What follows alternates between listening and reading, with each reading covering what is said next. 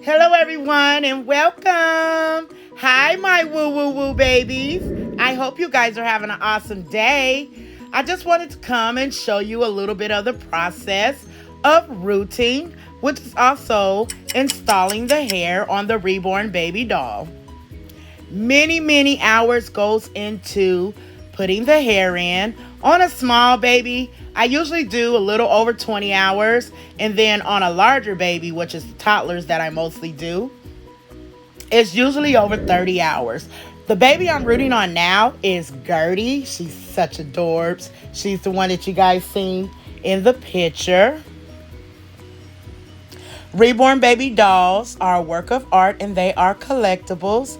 They are one of a kind. No two are the same. Even if you get the same kit, each one is still going to come out different because they're done by hand. So I hope this video helps explain what rooting is or installing the hair. So sit back and enjoy. And thank you all for stopping by. Oh, yeah.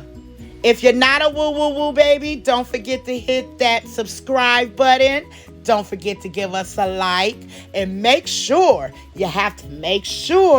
you click that bell.